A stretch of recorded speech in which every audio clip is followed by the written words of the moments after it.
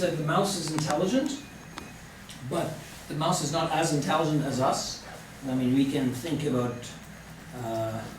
energy is this formula and the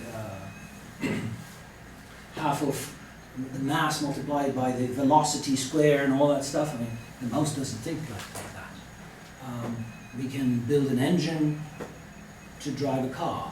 The mouse doesn't understand that engine. It goes in, it's warm, it's where it may want to build its nest. Has no idea that that's what makes the car move forward. But we can build these things. So we think that the mouse is sub-intelligent compared to our intelligence. But who says that that's the top of all the chain? We may have super intelligence. Okay. The question is, how do we get there? And this is what I didn't talk about last time. I see 4 paths to lead to that. Either biologically, so we select those people that have the potential to be smart and eliminate all the others. Okay? It'll take a while. By the way, people have started doing that. It's unethical, but eventually some people will do that for not only disease, but also for intelligence and capability of thinking and solving problems and so forth. The other path, which most people are thinking about, is this machine that will become smarter than us. It's possible, but it'll take a very long time. This will take a very, very long time. This will take a very long time as well, because we have amazing hardware, but the software is still way behind. The third path is by merging with the machines. Cyborgs. So it's not the machines and the humans separate, it's together. And this is what I'll be talking about because it's linked to medicine. And then the fourth part is that we may build a very large computer by connecting all these small pieces, as I told you, with this Internet of Things. And maybe an intelligence will come out of that. So what I want to talk about is these cyborgs. Who recognizes this picture? This is Captain Picard from Star Trek Next Generation. This is when he was assimilated by the Borgs. And the Borgs is a collective. They live like ants. They assimilate civilizations and they learn everything from them.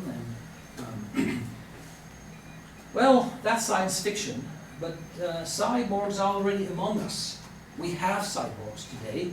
It's basically humans mixed with different prosthetics, mechanical things. A knee, a hip, whatever, a limb, and even bionicle eyes. You can also build cyborgs the other way. So there are people who worked on adding cells, biological cells, to machines. And the best example, I'm not going to show you the video, but you can see it on YouTube. There's this rat brain cells that are controlling a robot. Okay? And the fascinating thing is that because these cells don't last very long, they die, they replace them, and they train again this rat robot, and they have a different behavior. So now these robots, they look like cookie cutters, they're the same robots, but they have different behaviors because they're using different cells. So this is not science fiction, it's happening today. I'm going to skip this quickly. Of course, this is fascinating when you watch it on the big screen. And it has been a fascination for many, many, many, many, many years. This is a movie called Colossus from 1969. Most of you were not born, even your parents were born. People have been imagining these machines becoming intelligent for a long, long, long time. But here are real things. Do you know what a cochlear implant is for hearing? A hearing aid? Okay. So we send signals through the bone here, and then we bypass actually the outer ear, go directly to the inner ear, and we can simulate sounds. We can hear things by just sending the signal here. So you have a microphone that hears the environment and creates the sound by these vibrations. So when people talk, the microphone captures that and passes the information to this person who's not hearing properly. Well, this is very old technology. It has been around for more than 100 years now. Now we can do it also for the eye. So people who lost their the capacity to see because of a retinal degeneration of some sort, now we can put a chip on the retina. And the chip receives a message from a camera that is mounted on glasses that a blind person will wear. Okay, so the camera takes pictures, sends them to the chip that is on the retina, that sends signals to the optical nerve to make it believe that it sees something. Okay. So this is what they see now. Actually, a few years back. I don't know, they don't actually disclose the current thing, but this is 32 pixels by 32 pixels in grayscale. So a blind person can see something like that, which is amazing. But I can see better. But when you look at this, it reminds you the very early digital cameras. When did it start? In the beginning of the 90s. Was it a long time ago? So in the 90s we started with these digital cameras. Today, how are the digital cameras? And that's a picture of the chip on the retina. And there are many companies working on, they have different approaches. This one is with circles, not with pixels. But anyways, here's a simulation to show you what can be done. This is a picture taken in 2011, so 8 years ago. This is a picture taken in Vancouver of a crowd watching the Stanley Cup finals that took place in Vancouver. Not everybody could go in the stadium, so they installed big screens in different places in the city. And they expected that in case Vancouver lost, it would be a riot and people would break things, and indeed it happened. So they installed many cameras to do surveillance. And one of the cameras took this picture. Do you think they can see somebody there? The people are hiding in the crowd.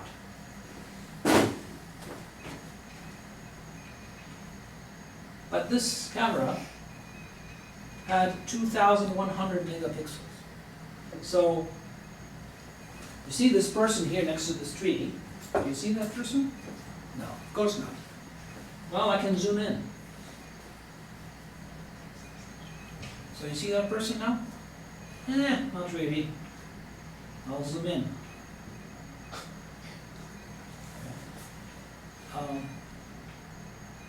Now you can recognize that person. You can't hide in that crowd. That person is here. So today's cameras will give you a resolution like this. That's terrible. It's still better than the resolution that I showed you, 32 by 32. But in a few years, those chips that you put on the retina for people who are blind will be able to see that like that. I can't do that. I can't do that. But if you have enough people, this is was last year, a company in Shanghai showed this new camera with 195 billion pixels. So you see from far away, now I can zoom in and you can see a person. If I have that possibility in my eye, if enough people install this and it works, I will actually remove my biological eye and I will pay to get something like that. So what I'm trying to argue here is that we will have these cyborgs, whether we like it or not. People will choose to mix with mechanical things because they will improve their own body. I can't read the newspaper that somebody sitting in the cafe there 200 meters away. I want to see what's that type. I can't see it. But if I have that eye, I will be able to. I'll be able to spy as well. So that creates other issues. But this will happen. This is for the eye. The same thing for the arm, for the legs. So the limbs that we are now building way better than our limbs. They're more powerful. I can have a hand that can turn 360 degrees, can open my jar easily, can do other things.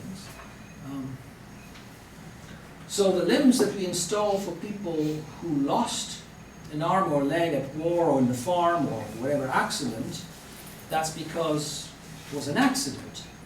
In the future, it may become a choice. I'll remove my arm to put this arm, this more sophisticated arm. And okay.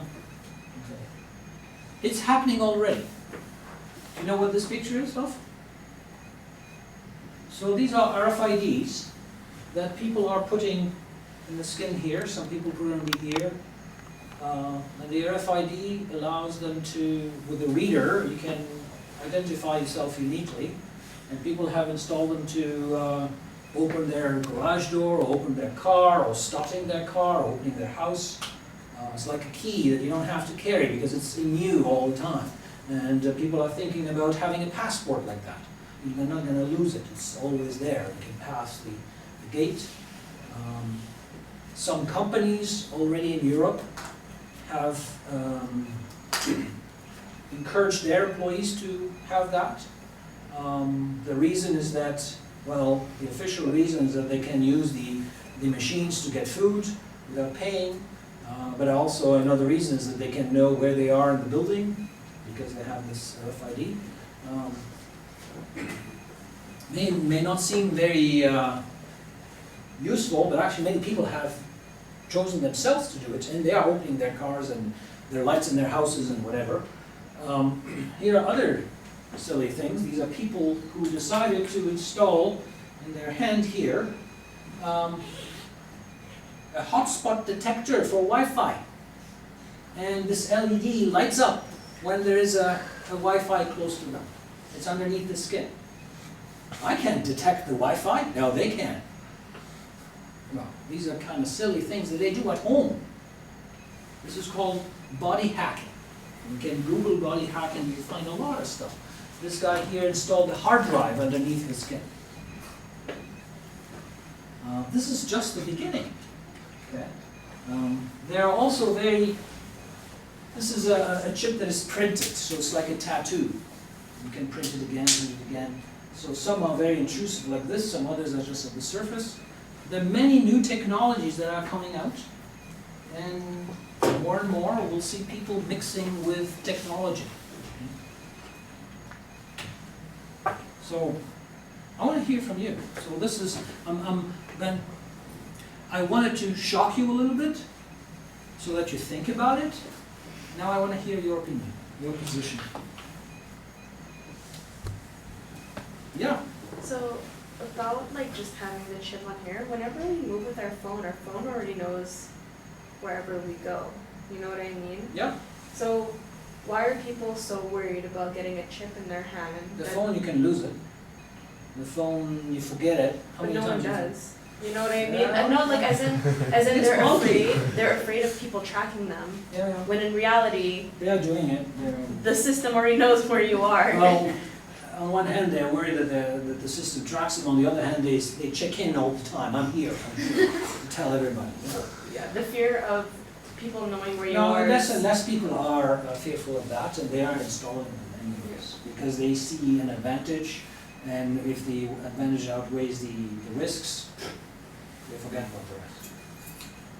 And they will probably think the way you said, my phone already knows where I am, so who cares? I'm Yeah, gonna go stop extra. it. Go to extra step. Yes, exactly. So there's a kind of assumption that, you know, these new technologies will replace something. And that may not be the case. Like, you can imagine that fantastic camera Dr. Zaiane just showed, that without removing your own eye, maybe your brain could access that camera separately from your eye. So, you know, you The have Internet both. of Things? Yes, yeah.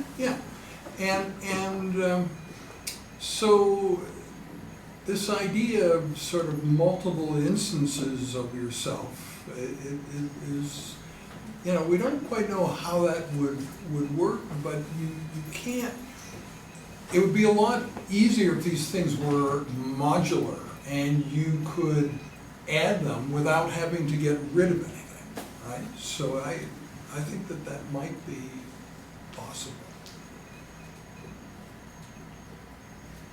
I can tell you, I reached a point where, well, in the olden days I had a perfect vision, you could see 20/20.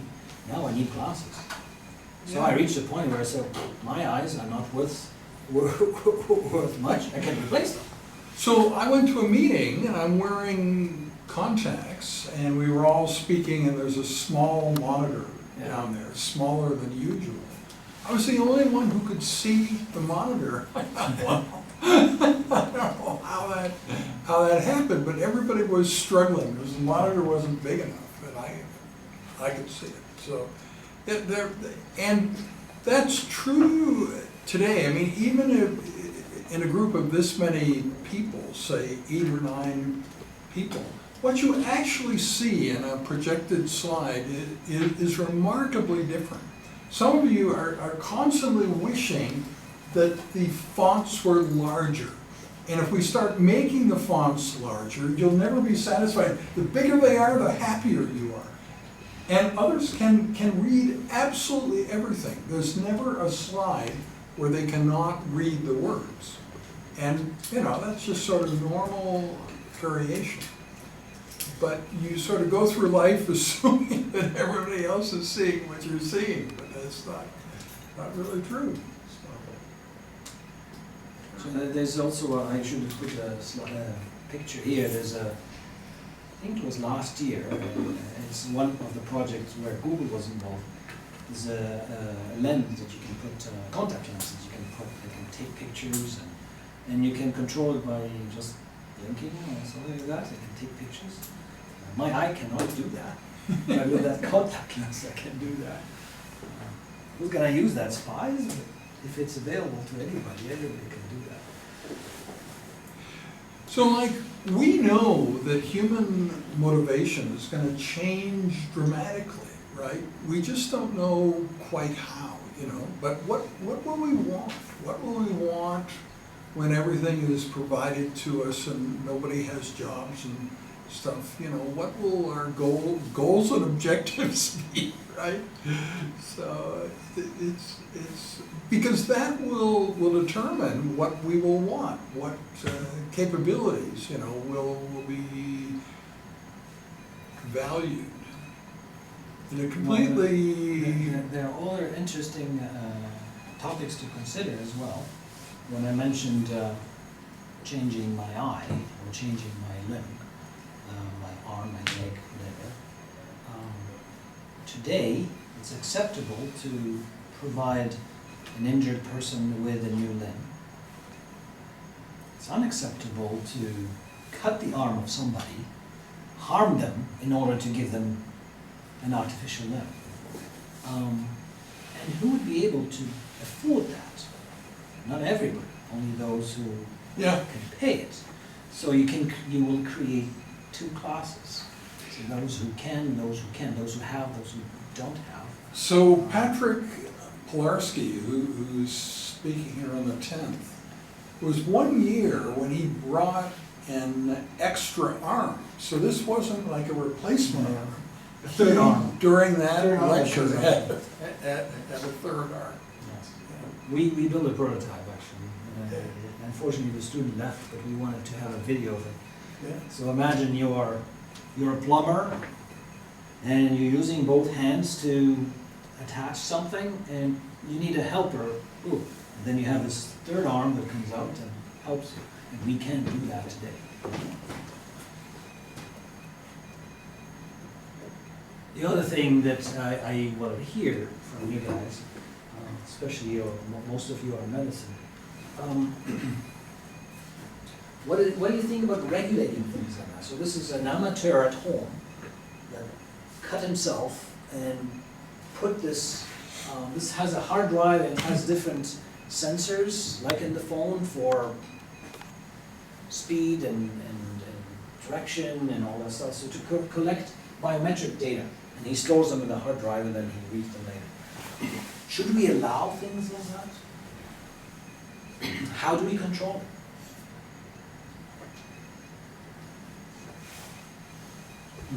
I'm not necessarily sure how you would control it, because these are things that people are just doing in their homes, and like governments and stuff don't really have jurisdiction to be like, don't do that. But at the same time, I don't really think it's like very safe. First off, you could really like harm your body without really understanding what you're doing. And then like for doctors and stuff, they might not even have the knowledge at that point on like how to Okay, do so something now like I that. don't do it by myself. You're a doctor, Mhm. and I come to you and say, can you put this in me? Will you do it? No. Why? I think it's just like talking about like the classist society. I think it just creates this weird dichotomy of people who can become like these cyborg entities, and then people who can't really do that. I think it's like you're actually just allowing for that discrimination to occur, and you're almost just condoning that sort of behavior, I guess. So I feel like I personally wouldn't. It just creates a very unfair society.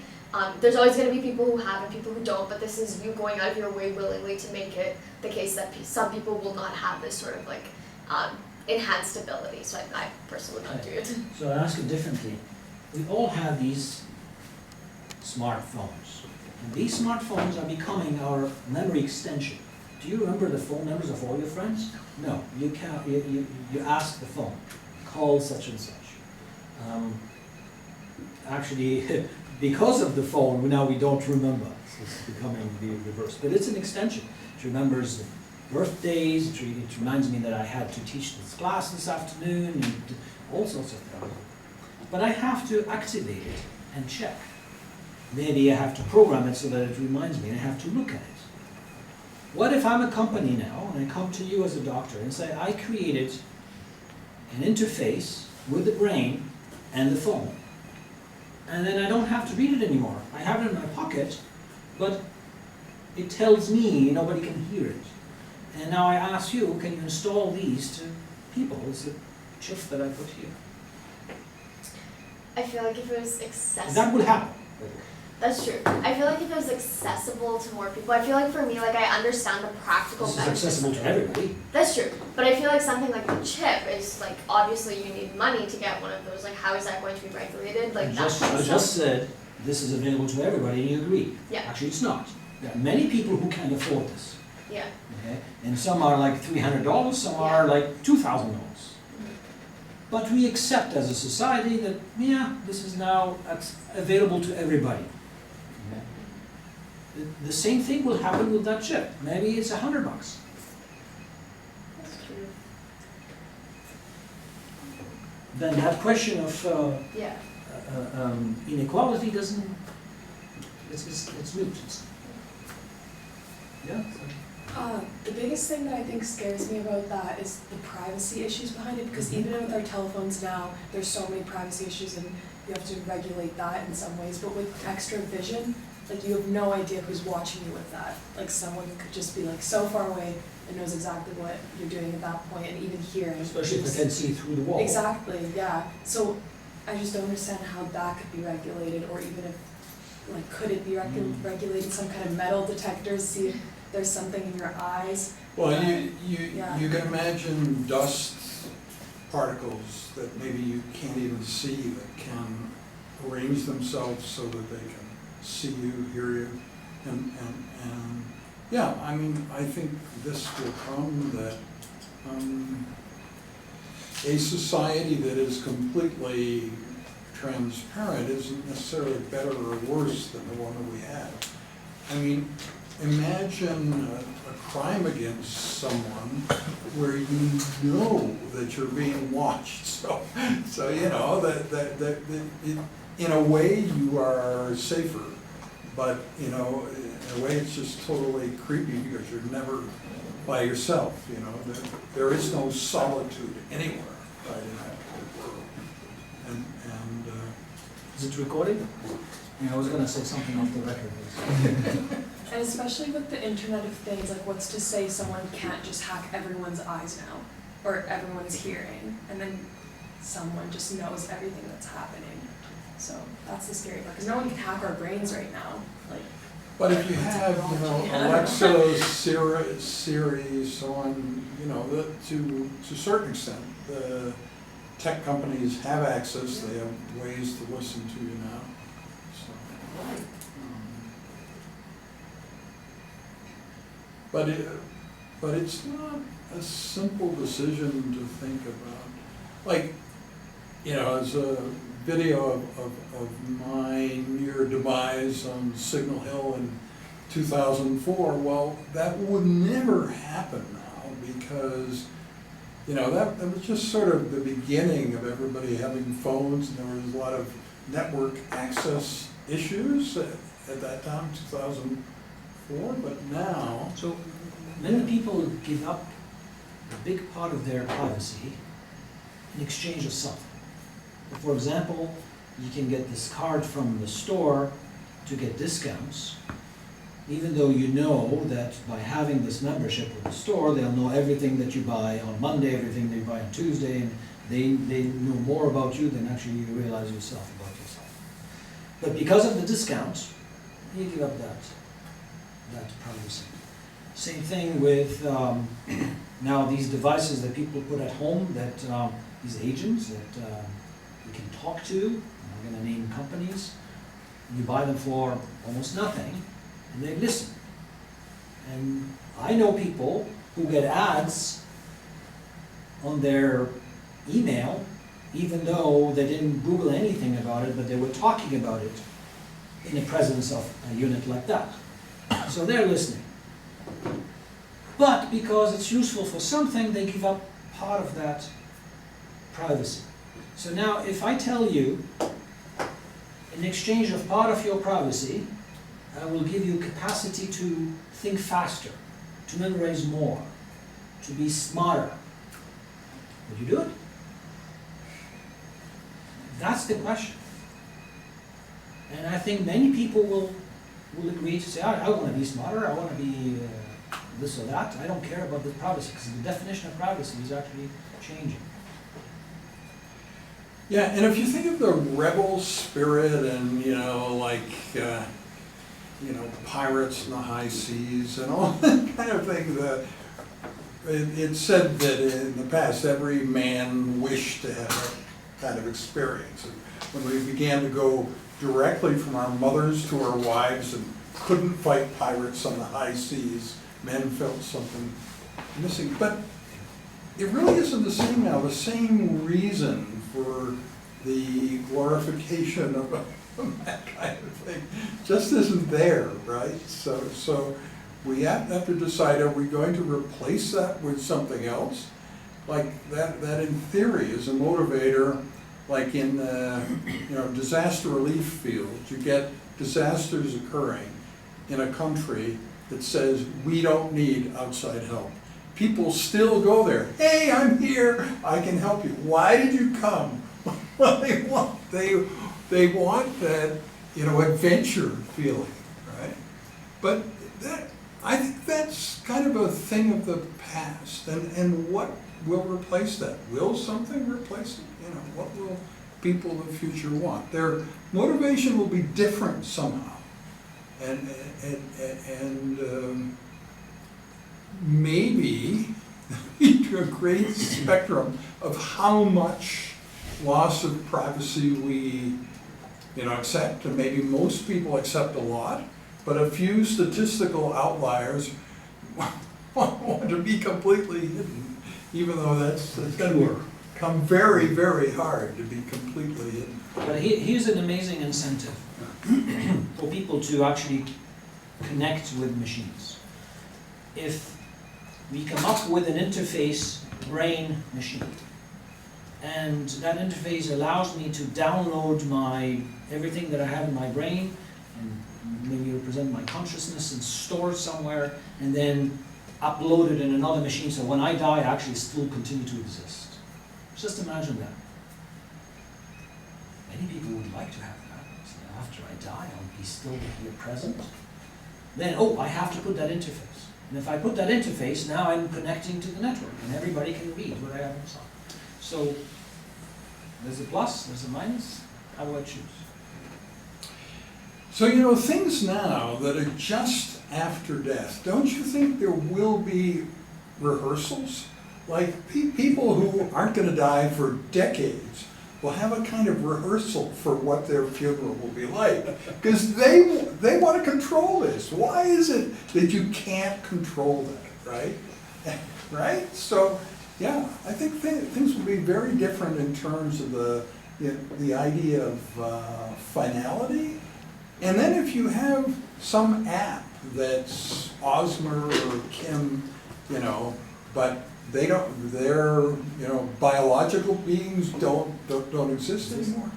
How much similarity do you require to make it interesting? You know, does it have to be 99%? Would 80% Osmar or 80% Kim still be interested? You know, yeah. Not interesting anymore.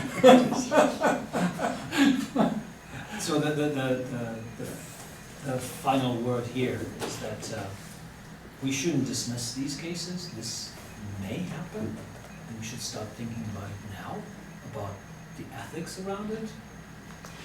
What should we do? Because it will happen. Maybe not immediately, but very quickly.